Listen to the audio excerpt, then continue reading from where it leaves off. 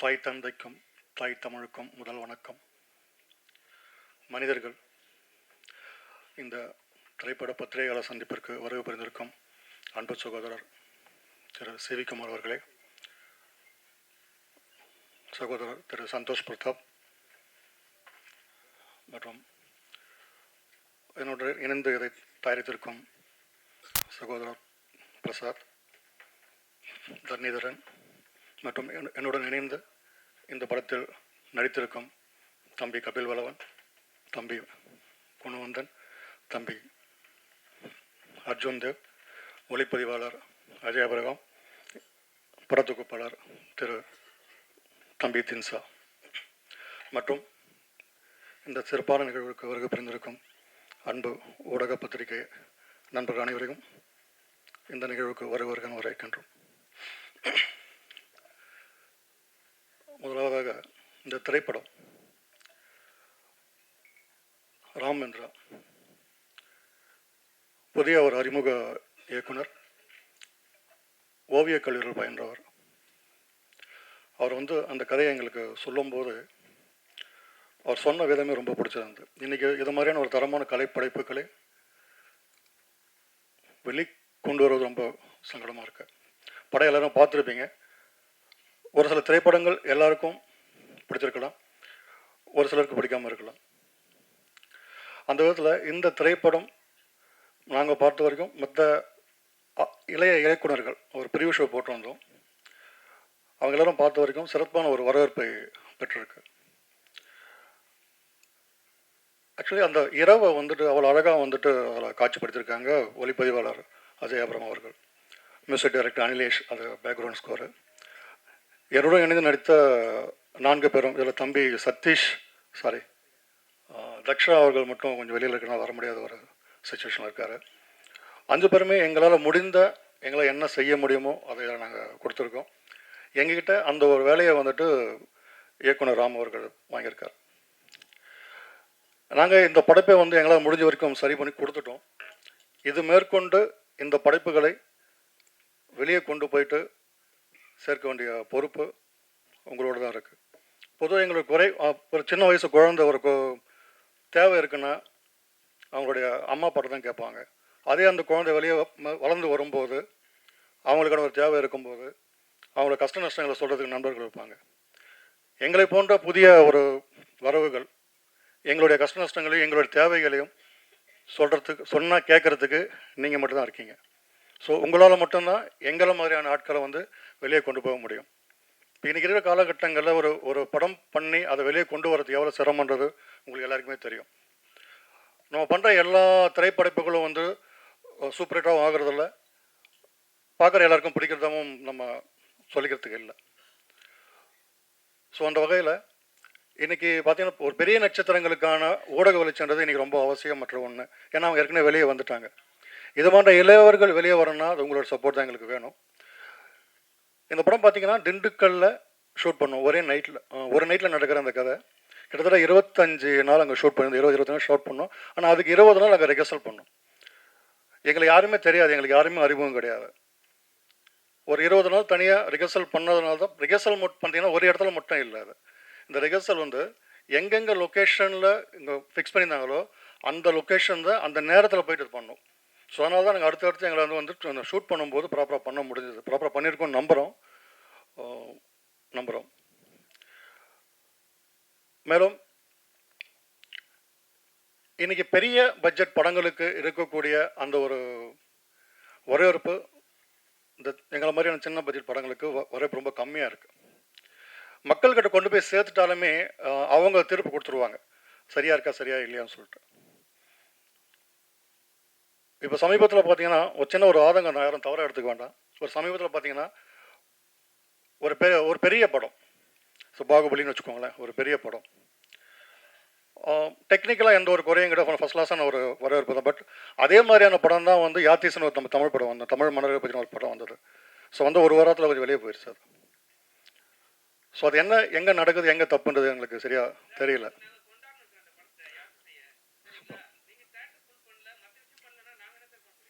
இல்லை நான் உங்களுக்கு குறை சொல்ல. இப்போது என்னென்னா ஒரு குழந்தையோ ஒரு ஒரு இடங்களோ எங்களுடைய குறைகளையும் விஷயங்களையும் உங்கள்கிட்ட பகிர்ந்துக்க தான் முடியும் வழியாக நான் உங்களுக்கு குறை சொல்கிறதுக்காக சொல்ல.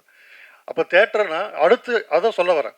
இப்போது மவுத் ஸ்டாக் வச்சு தான் படத்துக்கு போகிறோம், பேப்பரில் பார்த்து படத்துக்கு போகிறோம்.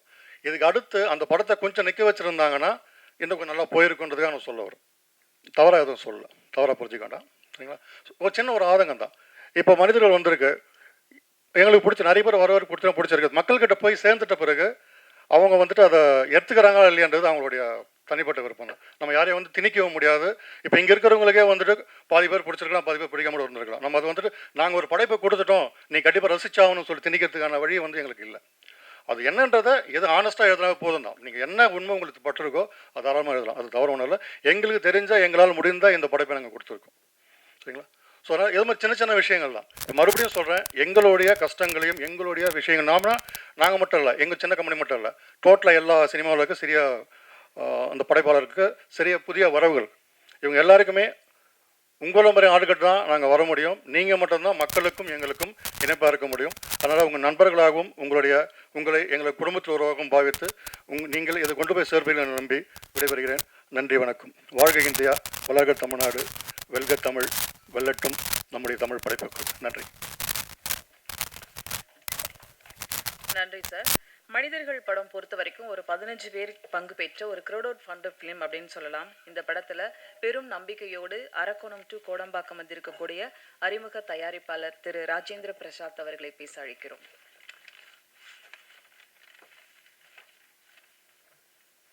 நான் உங்கள் நேரத்தை வந்து அதிகமாக எடுக்க விரும்பல. ஏன்னா எனக்கு இது ஸ்டேஜ் எல்லாம் வந்து புதுசு.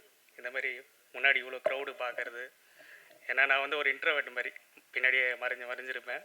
எங்களால் முடிஞ்சதை மெனக்கெட்டு செஞ்சுருக்கோம். அதை மக்களுக்கு கொண்டு போய் நீங்கள் நல்லா சேர்த்துட்டிங்கன்னா அது மட்டும் போதும்.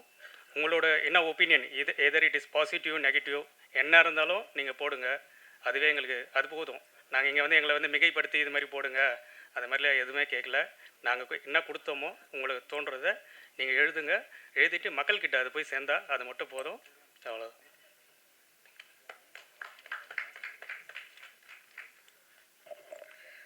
மற்றும் ஒரு தயாரிப்பாளர் தரணிதரன் பரிமளா அவர்களை பேச அழைக்கிறோம்.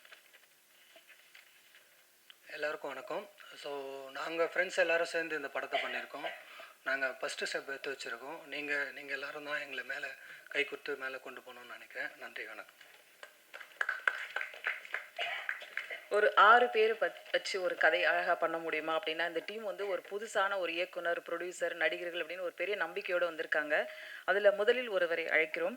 கபில் வேலவன் கூத்துப்பற்றையிலேருந்து வந்திருக்காங்க. த டோர் அப்படிங்கிற படம் மூலமாக வில்லனா அறிமுகமானவர். முக்கிய கதாபாத்திரங்களில் நடித்த வேலன் அவர்களை பேச அழைக்கிறோம். கபில் வேலன்.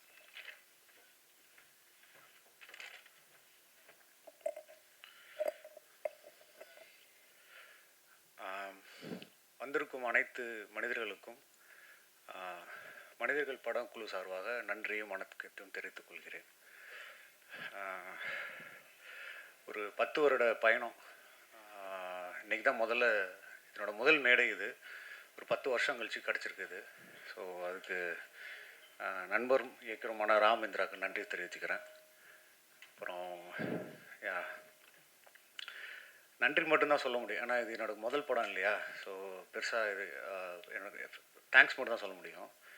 ஸோ அதில் முதல் மனிதராக நிறைய மனிதர்கள் இருக்காங்க நன்றி சொல்கிறதுக்கு. ஸோ அதில் முதல் மனிதராக நண்பர் சோமசேகர்னு ஒருத்தர் இருக்கார். ஸோ அவர் மூலமாக தான் இந்த மனிதர்கள் படக்குழுக்குன்னு உள்ளே வந்தது, இத்தனை மனிதர்களையும் சந்தித்தது. ஸோ கூட வேலை செஞ்ச டெக்னீஷியன்ஸ், அப்புறம் நடித்த நடிகர்கள் எல்லாருக்கும் மகிழ்ச்சியும் வாழ்த்துக்களையும் தெரிவித்துக் கொள்கிறேன். நன்றி, தேங்க்யூ.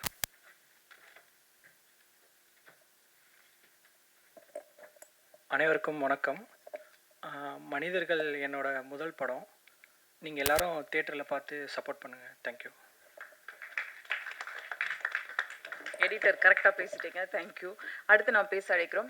இளைய படைப்பாளிகள் தமிழ் சினிமாவிற்கு சமீப காலமாக பல வெற்றிகளை கொடுத்து வருகின்றனர். அந்த வகையில் திண்டுக்கலை சேர்ந்தவர் சிக்கன் ரைஸ், லயன் என்ற குறும்படங்கள் மூலம் பெரும் படத்திற்கு வந்திருக்கக்கூடிய நம்பிக்கையோடு வந்திருக்கக்கூடிய மனிதர்கள் பட இயக்குனர் ராமேந்திரா அவர்களை பேச அழைக்கிறோம்.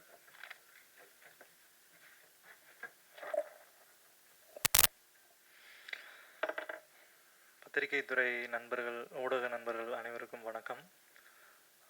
எங்களுடைய குழு மீது மிகுந்த நம்பிக்கை வைத்து எப்போவுமே ஒரு பாசிட்டிவாக எங்களுக்கு நிறைய ஐடியா சொல்லக்கூடிய சிவி குமார் சார், அவருக்கு ரொம்ப நன்றி இங்கே வந்திருக்கிறதுக்கு. அப்புறம் சந்தோஷ் பிரதாப் சார், அவரும் படம் பார்த்துட்டு ரொம்ப ரொம்ப நம்பிக்கையோடு பேசினாங்க. நிறைய சினிமாவில் இருக்கக்கூடிய இயக்குனர்கள் நிறைய பேருக்கு படத்தை பற்றி சொல்கிறாங்க, இந்த மாதிரி ஒரு சின்ன டீம் இருக்குது அப்படின்னு சொல்லி ஒரு பாசிட்டிவாக எல்லாருக்கிட்டையும் எடுத்துகிட்டு போகிறாங்க. அவருக்கு ரொம்ப நன்றி இருக்குது. அப்புறம் எங்களுடைய மற்ற எல்லாமே நாங்கள் எல்லாம் ஒரு குடும்பம் மாதிரி தான். மற்ற எல்லாருக்கும் நன்றி. இந்த படம் வந்து பேசுகிறதுக்கு சரி ஏதாவது எழுதலாம், பயிற்சி போய் எடுத்துகிட்டு வரலாம் அப்படின்னு நினச்சேன். ஆனால் அது கூட சுத்தமாக நேரம் இல்லை. எல்லாருமே எல்லா வேலையும் பார்த்து தான் இந்த படத்தை பண்ணோம். ஒரு ப்ரொடியூசர் மாதிரி இல்லாமல் டைரக்டர் அப்படி அந்த மாதிரி இல்லை எங்களுடைய குழு. ஒரு உதவி இயக்குனர்லேருந்து ஒரு ப்ரொடியூசர் வரைக்கும் எல்லாருமே எல்லா வேலைகளையும் பார்த்து ஒரு குடும்பம் மாதிரி ஒரு கூட்டு உழைப்பில் தான் இந்த மனிதர்கள் திரைப்படம் வந்து உருவாகியிருக்கு. இதில் வந்து சிலருக்கு நான் முதல்ல நன்றி சொல்லிடுறேன். இந்த கதை வந்து எப்படி உருவாச்சு அப்படின்றத நான் சொல்லணும். எங்களுக்கு வந்து பொதுவாக வந்து பெரிய ஆடம்பர படங்கள் பண்ணுறதுல வந்து ஆரம்பத்தில் ஒரு ஈர்ப்போ உடன்பாடோ இல்லாமல் இருந்தது எங்களுடைய குழுவுக்கு. நாங்கள் வந்து ஓவியக் கல்லூரியில் பெயிண்டிங் முடித்த ஃப்ரெண்ட்ஸ் எல்லாருமே. அப்போ கல்லூரி காலத்துலேருந்து சினிமாவை பற்றின விவாதங்கள், உரையாடல் எல்லாமே வந்து எங்களுக்குள்ளே ரொம்ப தீவிரமாக இருந்துகிட்டு இருந்தது. அப்போ இருந்தே நம்ம வந்து படம் பண்ணணும், அதை பற்றின பேச்சுகள் வந்து இருந்துகிட்ருக்கோம். நான் ஒருத்தன் மட்டும் சினிமாவில் வந்து சஸ்டெயின் ஆகியிருந்தேன். மற்ற எல்லாருமே வந்து வேறு வேறு துறைக்கு போனாலுமே வந்து இந்த ஒரு 10 வருஷம் கழித்து அவங்க எல்லாரும் வந்து இணைந்து தயாரித்து இந்த படம் வந்து உருவாகியிருக்கு. இந்த கதை வந்து இப்போ நான் என்னுடைய சொந்த ஊர் வந்து திண்டுக்கல். இந்த கொரோனா டைமில் வந்து கொரோனா டைமில் தான் ஊரை பற்றி புரிஞ்சிக்க முடிஞ்சது என்னால். நான் ஸ்கூல் முடித்தோடனே வந்து சென்னைக்கு வந்தாச்சு. அந்த ஊருடைய தன்மையும் அந்த நிலத்துடைய வாசமும் அந்த உயிர்ப்பும் வந்து புரிஞ்சுக்கிற அந்த ஒரு நாள் வரும்போது நான் வந்து சென்னைக்கு வந்துட்டேன். ரொம்ப வருஷம் ஆயிடுச்சு. அதுக்கப்புறம் வந்து இந்த கொரோனா டைமில் தான் ஒரு வருஷம் வந்து தங்கக்கூடிய ஒரு சூழல் வந்தது. அப்போ தான் அங்கே இருக்கக்கூடிய மனிதர்களும், அங்கே இருக்கக்கூடிய ஸ்லாங்கும், அங்கே இருக்கக்கூடிய லேண்ட்ஸ்கேப்ஸ் எல்லாமே எனக்கு பெரிய ஒரு ஆச்சரியத்தை கொடுத்தது. நம்ம ஏதோ கற்பனையிலேயே வந்து கதைகளை பின்னிக்கிட்டு இருக்கோம், சுற்றி நம்மளை சுற்றி வந்து கவனிக்காமல் இருந்துட்டோமே அப்படின்ற ஒரு விஷயம் வந்து அப்போ தான் அங்கே ரியலைஸ் ஆச்சு. அங்கே சுற்றி இருக்கக்கூடிய நிகழ்வுகள், மனிதர்கள், அவர்களை பார்த்த அந்த அண்டர்ஸ்டாண்டிங்கில் உருவானது தான் இந்த மனிதர்கள் கதை. இந்த கதையை ரெடி பண்ணிவிட்டு நண்பர்கள்ட்ட சொல்லும்போது எல்லாருக்கும் ரொம்ப ரொம்ப பாசிட்டிவாக இருந்தது. நல்லா பண்ணலாம் அப்படி இப்படின்னு பேசிகிட்டு இருந்தோம். ஆனால் இது எந்த தயாரிப்பாளரும் ஒத்துக்க மாட்டாங்க இந்த கதையை போய் சொன்னால். வாய்ப்பு மிக குறைவு. ஏன்னா நான் எந்த திரைப்படத்துலையும் வந்து உதவியாளராக இருந்ததில்லை. ஷார்ட் ஃபிலிம்ஸ் மூலமாக தான் வந்திருக்கேன். அப்போ நம்மளுடைய ப்ரொஃபைல் வந்து ரொம்ப முக்கியமாக இருக்குது. அது கொஞ்சம் ஒரு தடையாகவும் இருந்தது. அப்போ நம்ம வந்து ஃப்ரெண்ட்ஸ் எல்லாம் சேர்ந்து இண்டிபெண்ட்டாக பண்ணலாம் அப்படின்னு ஒரு சின்ன பேச்சு கிளம்பிட்டு இருந்தது. அப்போ ஒரு உரையாடலில் வந்து நாங்கள் ஒரு 7-8 நண்பர்கள் ஒன்றா உட்காந்து பேசிகிட்டு இருந்தோம். அப்போ வந்து பிரசாத் அண்ணா, ராஜேந்திர பிரசாத், அவர் வந்து ஒரு 10 வருஷத்துக்கு முன்னாடி நான் கல்லூரி காலத்தில் பார்த்தது. அன்னைக்கு வந்து வந்திருந்தார், எதேர்ச்சியாக வந்திருந்தார். அவர் அடையாளம் கூட எனக்கு தெரியல. இப்போ தாடி மீசெல்லாம் வளர்த்து அங்கே பேசிகிட்டு இருக்கும்போது என்ன பண்ணிகிட்ருக்கீங்க என்னும்போது இந்த மாதிரி வந்து ஒரு இண்டிபெண்ட்டாக ஏதாவது படம் பண்ணலான்ட்டு ஒரு கதை ரெடி பண்ணியிருக்கேன் அப்படின்னாரு. அப்படியா, என்ன எப்படி பண்ணுவீங்க அப்படின்லாம் கேட்டார். நான் சொன்னேன், இந்த மாதிரி ஒரு சின்ன தொகை இருந்ததுன்னா பண்ணிடலாம். அப்படியா அப்படின்னு சொல்லிட்டு உடனே பேக்கில் இருந்து ஒரு 1.5 லட்ச ரூபாய் எடுத்து கையில் கொடுத்துட்டு நீங்கள் வேலையை ஆரம்பி அப்படின்னாரு. அது எல்லாருக்கும் வந்து பயங்கர ஒரு அதிர்ச்சி, அப்புறம் நெகிழ்ச்சியாகவும் இருந்தது. நாங்கள் ஃப்ரெண்ட்ஸ்லாம் ஒரு மாதிரி கலக்கமாயிட்டோம். நீ இப்போயே ஆரம்பி, நான் மற்ற அமௌண்ட்லாம் தரேன் அப்படின்ட்டு. அப்போ உடனே பக்கத்தில் இருக்க ஃப்ரெண்ட்ஸ் எல்லாருமே வந்து நான் ஒரு 4 லட்சம் தரேன், 5 லட்சம் தரேன் மச்சி, நானும் ரெடி பண்ணுறேன் அப்படின்னு சொல்லி இது இந்த மாதிரி வந்து உருவாச்சு. இது யாரும் நினச்சி பார்க்க முடியாதது. இது இப்படி நடக்குமா அப்படின்னும் தெரியல.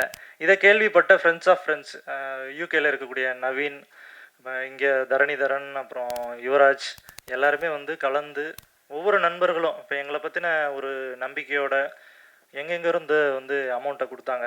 இப்போ ரொம்ப நம்ம வற்புறுத்தியோ இல்லை யார்கிட்டையும் வந்து சார் எப்படியாவது பண்ணுங்க அந்த மாதிரி வந்து நம்ம கேட்கவே இல்லை. இது வந்து ஒரு முழுக்க ஒரு நம்பிக்கையின் பேரில் தான் இந்த ஒரு கூட்டணி வந்து உருவாச்சு.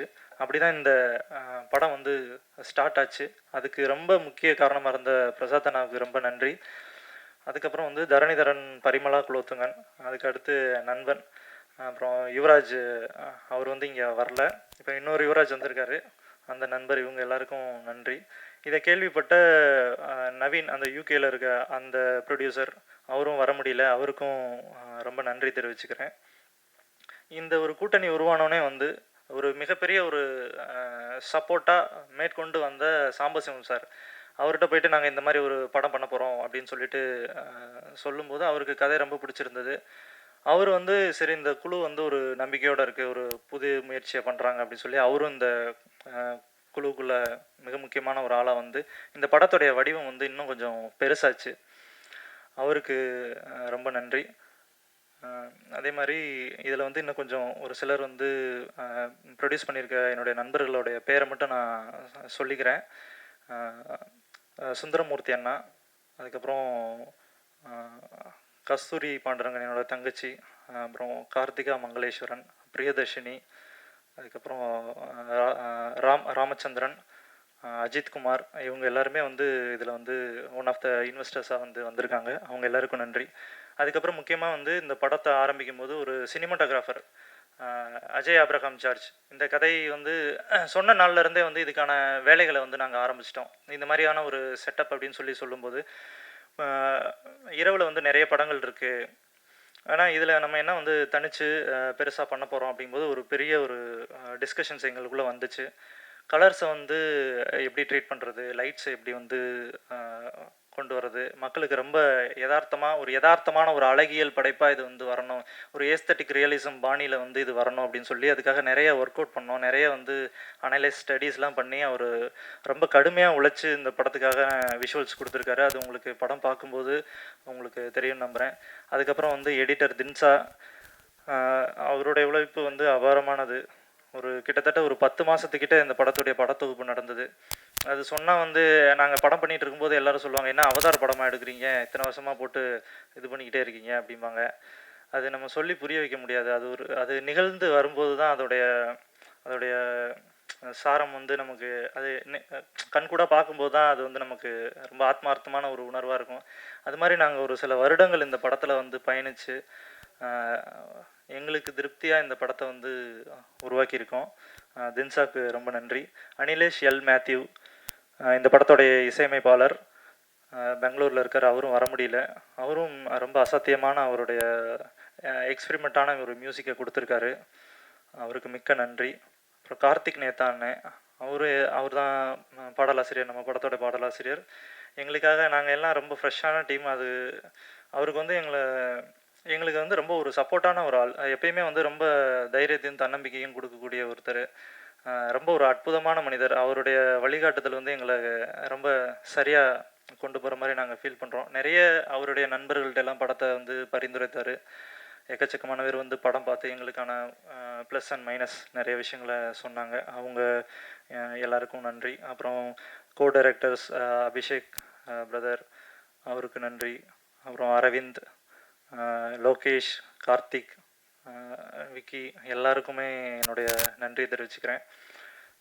ஒரு விஷயம் வந்து சொல்லணும்னு ஆசைப்பட்றேன். இந்த படம், அதாவது யாரையாவது நான் விட்டுருந்தேன்னா மன்னிச்சுக்கோங்க, எனக்கு மைண்டில் இருக்கிறத நான் சொல்கிறேன். இந்த படம் வந்து பண்ணி முடிச்சுட்டு நம்ம வந்து எல்லாருக்குமே வந்து ஒரு கேள்வி வந்து கேட்குறாங்க, படம் பார்க்குறதுக்கு முன்னாடி இந்த மாதிரி ஒரு படம் பண்ணியிருக்கோம் அப்படின்னா, ஓகே ஃபீச்சர் ஃபில்மாக யார் நடிச்சிருக்கா அப்படின்னு கேட்குறாங்க. இந்த மாதிரி சொன்னால் இது யாருமே தெரில, எல்லாருமே நியூ ஃபேஸ் அப்படிங்கும்போது, என்னப்பா ஒரு ஆக்டர் இருந்தால் நல்லா இருக்குமே, ஒரு பிக் பாஸ் முகமாவது இருந்திருந்தா எப்படியாவது கொண்டு போய் சேர்த்துடலாமே, எல்லாருக்கிட்டேயும் அந்த ஒரு கேள்வி வந்துடுது. இது வந்து தொடர்ந்து வந்து இந்த நம்மளுடைய சினிமா வந்து அந்த நடிகர்களை வைத்தே வந்து பயணிச்சுக்கிட்டு இருக்கிறாங்க, நடிகர்கள் இருந்தால் தான் அப்படின்ட்டு. இது வந்து ஒரு ரொம்ப சிக்கலான ஒரு விஷயமா இருக்குது புதிய இளம் தலைமுறை படைப்பாளிகளுக்கு. இந்த ஜென்ரேஷனில் தான் எங்கள் கைக்கு வந்து கேமரா வந்திருக்கு. கேமராவை எடுத்துகிட்டு இறங்கலாண்டா அப்படின்னு சொல்லிட்டு ஒரு 4 பேர் சேர்ந்தா படம் பண்ணிடலாம் அப்படின்ற ஒரு சாதகமான சூழல் வந்து இந்த ஜென்ரேஷனுக்கு வந்திருக்கு. இந்த நேரத்தில் நாங்கள் எங்கே போய் நடிகர்களை பிடிக்கிறது? எல்லாருமே நியூ ஃபேஸு, எங்களுக்கு யார் ஒத்துழைப்பு கொடுப்பா? நாங்கள் ஒருத்தரை நம்பணும், அவங்களும் எங்களை நம்பணும். இந்த மாதிரியான ஒரு சூழலில் தான் இந்த சின்ன சின்ன படங்கள் வந்து உருவாகும். அப்போ எல்லாரும் இந்த ஒரு கேள்வியை கேட்டுக்கிட்டே இருக்காங்க. எங்களுக்கு என்னென்னா, பார்த்து பழக்கப்பட்ட முகங்களை எத்தனை தடவை நீங்கள் பார்த்துட்டே இருப்பீங்க? பார்த்த முகங்களோட பார்க்காத முகங்களில் தானே சுவாரஸ்யம் அதிகமாக இருக்குது. அப்படி தான் நான் இந்த படத்தை வந்து நாங்கள் நம்பினோம். எப்பயுமே பார்த்து பார்த்து பார்த்து இவங்க முகம் இவங்க எது சொன்னாலுமே ஒரு 4, 5 நடிகர்களை வச்சே நம்ம வந்து அந்த கதையை கேட்கும்போது அந்த கதை வடிவம் முடிஞ்சு வரும்போதே ஒரு சலிப்பு தட்ட ஆரம்பிச்சிருது. இப்போ இந்த படம் வந்து என்னை பொறுத்த வரைக்கும் ரொம்ப அபாரமாக இருக்காததெல்லாம் கிடையாது. ஒரு புதிய அனுபவத்தை உங்களுக்கு கொடுக்கும். அந்த புதிய அனுபவம் எப்படி வருதுன்னா, இந்த புதிய முகங்களை பார்க்கும்போது தான் அது வருதா நான் நம்புகிறேன். முன்னாடி கொஞ்சம் நம்ம சினிமாவில் கொஞ்ச நாளுக்கு முன்னாடி கூட ஒரு 30 வயசுலேருந்து 40 வயசு அந்த யங் ஜென்ரேஷனாக பார்த்தா ஒரு ஆக்டர்ஸ் வந்து ஒரு 20, 25 பேர் இருப்பாங்க ஒரு 15 வருடங்களுக்கு முன்னாடி. இன்றைக்கி அந்த நடிகர்களோட எண்ணிக்கை வந்து ரொம்ப குறைஞ்சிருச்சு, ரொம்ப சொற்பமாக இருக்குது. எந்த தயாரிப்பாளர்கிட்ட போனாலுமே வந்து ஒரு 4, 5 நடிகர்களை வச்சு அந்த கதை பண்ணக்கூடிய ஒரு சூழல் வந்து இருக்குது. அது வந்து கதைக்கு ரொம்ப பெரிய சாபக்கேடுன்னு நான் நினைக்கிறேன். அந்த கதை வந்து உருவாகி அடுத்த கட்டத்துக்கு போகும்போதே அது நீர்த்து போக ஆரம்பிச்சிருது. ஒரு 18 வயது இளைஞனுக்கு ஒரு கதை பண்ண முடியல, 60 வயது ஆட்களுக்கும் ஒரு கதை பண்ண முடியல. எல்லா கதைகளும் இந்த மாதிரியான ஒரு குறிப்பிட்ட வயது நபர்களுக்காக சுருக்கப்படுது. அதோடைய தன்மையை வந்து இழக்குது. அது வந்து ரொம்ப சிக்கலானது. நம்ம எல்லாரும் சேர்ந்து புதிய முகங்களை வந்து ஏற்றுக்கொள்ள வந்து பழகணும். அதை கொஞ்சம் நான் எல்லாருக்கிட்டையுமே அது வந்து குறிப்பிட்டு சொல்ல முடியாது. தயாரிப்பாளரோ வந்து இல்லை மக்களோ யாரையுமே நம்ம வந்து குறிப்பிட்டு சொல்ல முடியாது. இது எல்லாரும் சேர்ந்து உருவாக்கக்கூடிய ஒரு விஷயம். இது மாதிரி தான் நடிகர்கள் மாதிரி எல்லாரையுமே இயக்குனர்கள் எல்லாரையுமே நான் சொல்கிறேன். அது வந்து ஒரு ஹெல்த்தியான ஒரு விஷயமா இருக்கும் நினைக்கிறேன் திரைப்படத்துறைக்கு. இந்த படம் வந்து பார்த்த இயக்குனர்கள், ஒளிப்பதிவாளர்கள், நிறைய டெக்னீஷியன்ஸ் பார்த்தாங்க. ரொம்ப பாசிட்டிவான ஃபீட்பேக்ஸ் வந்துச்சு. இது வந்து மக்கள்கிட்ட கொண்டு போய் சேர்க்கறதுக்கு ஒரு மிகப்பெரிய சிரமமாக இருக்குது. எப்பயுமே ஒரு படத்தை வந்து யாராவது ஒரு பெரிய ஆள் சொன்னால் தான் வந்து அது நல்லாயிருக்கு அப்படின்னு எல்லோரும் நம்பக்கூடிய ஒரு விஷயம் வருது. யாராவது சொல்லணும் அப்படின்னு எதிர்பார்க்குறாங்க. அது சொல்லி முடிக்கிறதுக்குள்ளே அந்த படம் எங்கேயோ போயிடுது, காணாமல் போயிடுது. அந்த மாதிரி வந்து நம்மளுடைய படம் எடுக்கக்கூடாதுன்னு நினைக்கிறேன். நாங்கள் வந்து எப்பயுமே ஒரு ஓவியக் கல்லூரின்றனால இந்த திரைப்படம் வந்து ஒரு கேன்வாஸில் எப்படி நாங்கள் பெயிண்டிங் பண்ணுவோமோ அது மாதிரி எங்களுடைய எண்ணத்தை வந்து ஒரு திரைப்படமாக வடிக்கணும் அப்படின்னு சொல்லி உருவாக்குனது தான் இந்த மனிதர்கள் திரைப்படம். இதில் வந்து எந்த ஒரு சமரசமோ தலையீடுகளோ வந்து பெருசாக இல்லை. எல்லாருமே நண்பர்களாக இருந்தனால அந்த ஒரு விஷயம் அமைஞ்சது எங்களுக்கு. அது ரொம்ப முக்கியமான விஷயம். அதாவது ஓவியத்துறையிலேருந்து வந்தனால நான் சொல்கிறேன். என்னுடைய பாயிண்ட் ஆஃப் வியூ என்னென்னா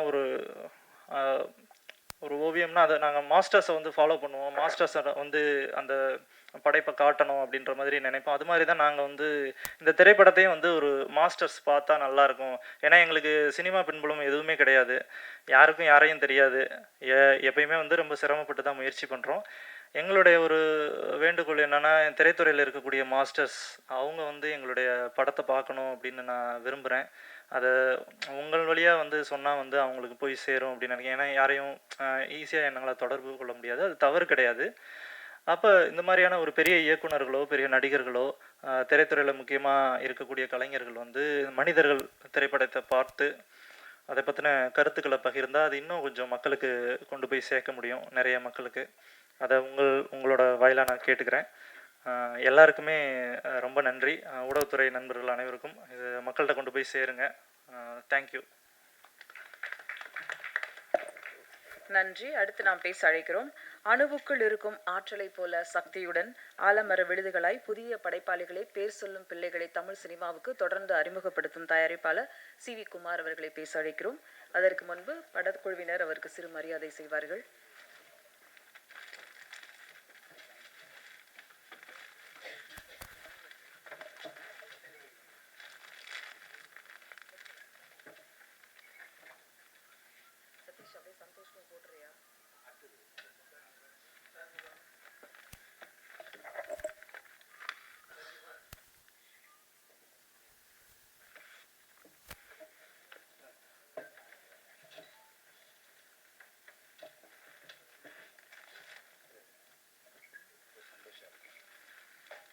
திரு சந்தோஷ் பிரதாப் அவர்களுக்கு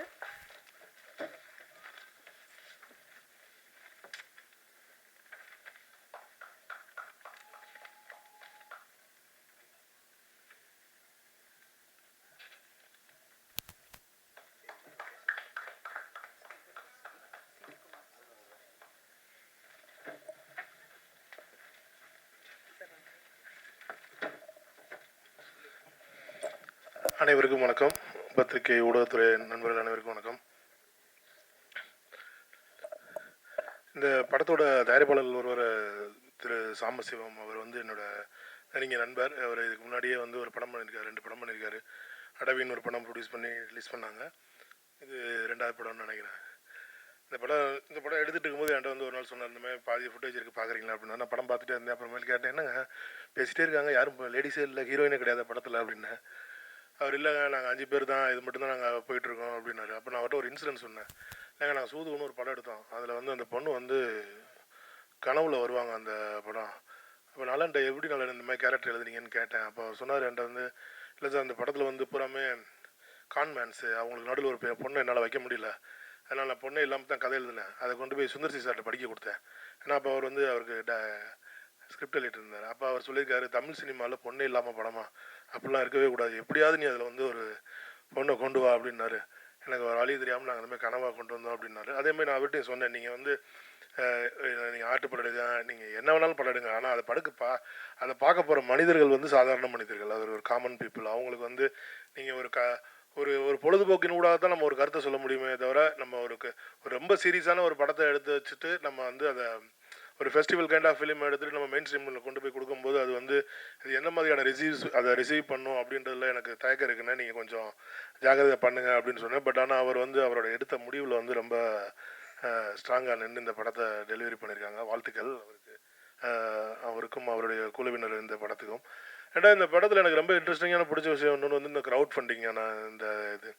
ஏன்னா இனிமேல் இன்றைக்கி இருக்க தமிழ் சினிமா சூழலில் இனிமேல் வந்து தனியான ப்ரொடியூசர்ஸ் அப்படின்றது வந்து இனிமேல் இருக்க மாட்டாங்கன்னு ஒரு 1-2 வருட காலங்களுக்கு அப்புறம் வந்து பார்த்திங்கன்னா இந்த தமிழ் சூழலில் வந்து இப்போ இன்றைக்கி இருக்க மாதிரி ப்ரொடியூசர்ஸ் அப்படின்னு பேர் சொல்லிட்டு இருக்க மாதிரி இன்றைக்கி யாருமே இருக்க மாட்டாங்க. இப்போ நீங்கள் சொல்கிறீங்க சிவி குமார் ப்ரொடியூசர்னு சொல்கிறீங்க, ஞானவேல் சார் சொல்கிறீங்க, தியாகராஜன் சார் இருக்காங்க, அந்த மாதிரிலாம் இருக்காங்க. பட் இன்னும் 2-3 வருஷங்களில் இந்த மாதிரி ப்ரொடியூசர்ஸ் அப்படின்னு சொல்கிறதுக்கு யாரும் இருக்க மாட்டாங்க. ஏன்னா இப்போ நீ ஹாலிவுட் படம்லாம் பார்க்குறீங்க, அதெல்லாம் வந்து பேனர் பேர் தான் சொல்லுவாங்க, வார்னர் பிரதர்ஸ், டிஸ்னி எடுக்கிறாங்க, மார்வல் எடுக்கிறாங்க அப்படின்னு. ஏன்னா தமிழ் சினிமா சூழலும் அந்த மாதிரியான ஒரு சூழலை நோக்கி தான் போயிட்டுருக்கு. ஏன்னா இன்றைக்கி வந்து ஒரு சாதாரண அன்றைக்கி நானும் ரஞ்சித்துன்னு பேசிகிட்டு இருந்தோம். இன்றைக்கி அட்டகத்தி எடுத்தால் என்ன செலவாகணும், அன்றைக்கி நாங்கள் அட்டகத்தி 2 கோடி ரூபா எடுத்தோம். இன்றைக்கி அட்டகத்தி எடுக்கணும்னா அதே குவாலிட்டியில் எடுக்கணும்னாலே இன்றைக்கி 10 கோடி ரூபா இன்றைக்கி தேவைப்படுது. அப்போ ஒரு 10 கோடி ரூபாயை படத்தை எடுத்துகிட்டு வந்தாலுமே இன்றைக்கி வந்து அதை ஓடிடியோ இல்லை தேட்டர்லேயோ வாங்குறாங்க அப்படின்னா அதுக்கான வியாபார சூழல் இன்றைக்கி இல்லை. அப்போ 10 கோடி ரூபாயுமே ரிஸ்க் எடுக்கிற அளவுக்கு ஒரு ப்ரொடியூசரால் முடியுமா, தனியான ஒரு ப்ரொடியூசராக முடியுமானா இனிமேல் அதுக்கான சாத்தியக்கூறுகள் ரொம்ப ரொம்ப கம்மி. பட் ஏன்னா இந்த டீம் வந்து ரொம்ப ப்ரில்லியண்ட்டாக ஒரு விஷயம் பண்ணியிருக்காங்க. அதை க்ரௌட் ஃபண்டிங்கில் பண்ணியிருக்காங்க. ஒரு 10-15 பேர் சேர்ந்து அதை பண்ணியிருக்காங்க. இனிமேல் வரப்போகிற தமிழ் இளம் படைப்பாளிகள் வந்து இந்த படத்தை ஒரு மாடலாக எடுத்துக்கோங்க. ஏன்னா இனிமேல் வந்து உங்களோட படைப்புகள் வந்து நீங்கள் நினைக்கிற மாதிரியான கதைகளை வந்து இண்டிபெண்ட்டாக நீங்கள் சொல்ல விரும்புனீங்கன்னா இனிமேல் க்ரௌட் ஃபண்டிங் மட்டும்தான் தமிழ் சினிமா சூழலில் ஒரே வழி. ஏன்னா நீங்கள் ப்ரொடியூசரை தேடிட்டு இருந்தீங்கன்னா உங்களுக்கு கிடைக்க மாட்டாங்க, அதுக்கான வாய்ப்புகளும் இல்லை. அதேமாதிரி எனக்கு ஒரு ரொம்ப நாளாக ஒரு கொஸ்டின் நான் வந்து இருந்துச்சு. நான் இன்றைக்கி இவங்க வந்து இந்த மாதிரி ப்ரெஸ் மீட் வரப்போகுதுன்னு சொல்லும்போது நான் வந்து அவங்ககிட்டையும் அதை நான் சொன்னேன். இந்த மாதிரி எல்லாத்தையும் உங்கள் மூலமாக தான் கொண்டு போய் சேர்க்குறேன்னு அவங்கள்ட்ட சொல்லாதீங்க. ஏன்னா 365 நாளில் டெய்லி 4 தடவை அதே அவங்க கேட்டுகிட்டே இருப்பாங்க, ஏதாவது புதுசாக பேசுங்கன்னு. பட் ஆனால் அதே தான் அவங்களும் பேசினாங்க. ஸோ இந்த படம் எனக்கு தெரிஞ்சு ஒரு நல்ல கலைப்படைப்பாக வந்திருக்கு. இந்த படத்தை இறைவன் அருள்ல இந்த படத்துக்கு ஓடிடியில் நல்ல ஒரு வரவேற்பு பெறும்னு நான் நம்புகிறேன். இந்த படக்குழுவினருக்கும் அனைவருக்கும் என்னுடைய வாழ்த்துக்கள். நன்றி. நன்றி சார். அடுத்து நாம் பேச அழைக்கிறோம் சிறந்ததை தேடி சிறந்ததை பார்த்து சிறந்ததாக்கிக் கொள்ளும் மிகச்சிறந்த கலைஞன், சிறிய படங்களுக்கு எப்போதும் தன் பங்களிப்பை கொடுக்கும் very simple person Santosh Pratap அவர்களை பேச அழைக்கிறோம்.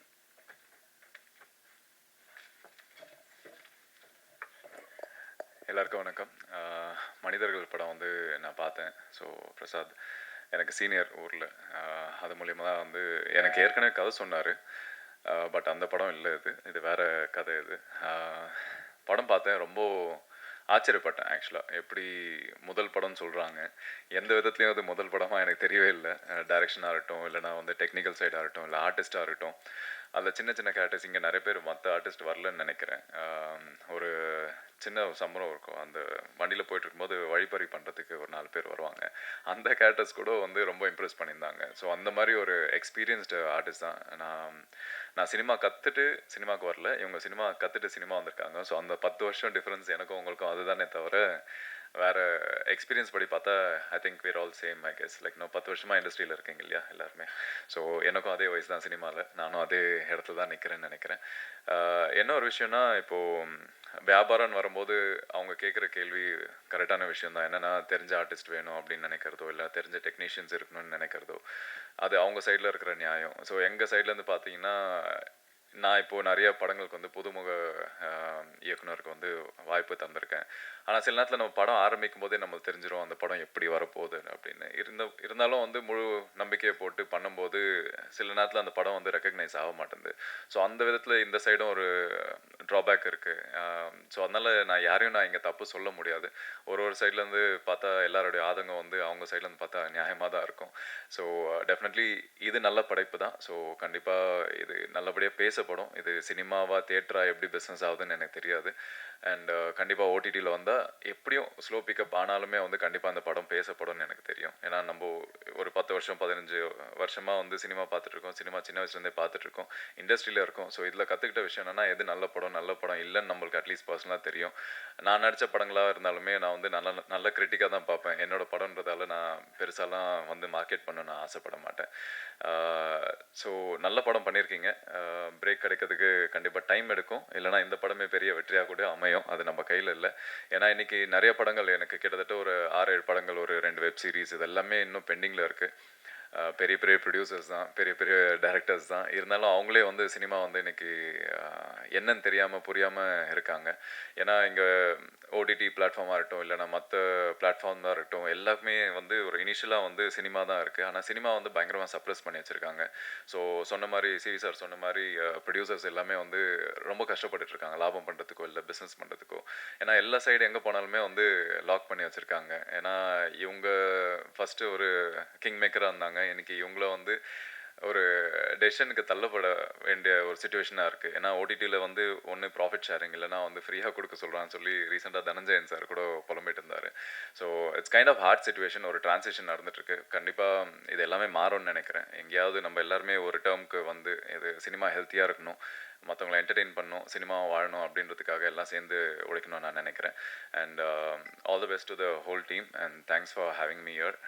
இந்த படத்துக்கு உண்டான சப்போர்ட் நான் என்ன பண்ண முடியும்னு எனக்கு தெரியல, but I been trying my best. அவங்களுக்கு பிஆர்லேருந்து, மார்க்கெட்டிங்லேருந்து, டிஸ்ட்ரிபியூஷன்லேருந்து எல்லாமே நான் ட்ரை பண்ணிட்டு இருந்தேன். நிறைய ஆர்டிஸ்ட் கேட்டாங்க கெஸ்ட்டாக வர முடியுமா அப்படின்னு. அந்த ஆப்ளிகேஷன் கொண்டு போய் என்னால் வைக்க முடியல, but definitely I try to push even more. கண்டிப்பாக நான் ட்ரை பண்ணுறேன். அண்ட் இது நல்ல படம். இந்த இன்டர்வியூவோ இல்லை இந்த வீடியோ, இந்த நான் பேசுகிற விஷயங்கள் எவ்வளோ பேர் பார்ப்பீங்கன்னு தெரில. பார்த்தீங்கன்னா கண்டிப்பாக அந்த படம் பாருங்கள்.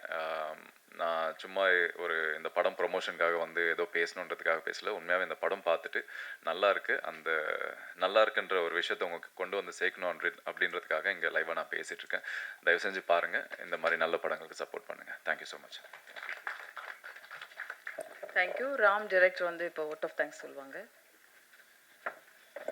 ஒரு நிமிஷம், நான் ஒரு விஷயம் சொல்ல மறந்துட்டேன். ஒரு 2 மினிட்ஸ் மட்டும் கொஞ்சம் பொறுமையாக இருங்க. ஏன்னா நடிகர்களை பற்றி நான் குறிப்பிட்டு பேசாமல் விட்டுட்டேன். ஏன்னா ரொம்ப அபாரமான பயங்கர கடுமையான உழைப்பு வந்து கொடுத்துருக்காங்க. நீங்கள் படம் பார்த்தீங்கன்னா தெரியும். ரொம்ப சகதியிலையும் மழையிலையும் இவங்க வந்துட்டு அந்த ஒரு 40 நாள் கழித்து திண்டுக்கல்லேருந்து கிளம்பும்போது என்னோடய குடும்பத்தாரே ரொம்ப வேதனைப்பட்டாங்க இவங்கள பார்த்து. யாரா இவங்க இந்த பசங்களை பிடிச்சிட்டு வந்து இவ்வளோ வதச்சிட்டிங்களே அப்படின்ற மாதிரி.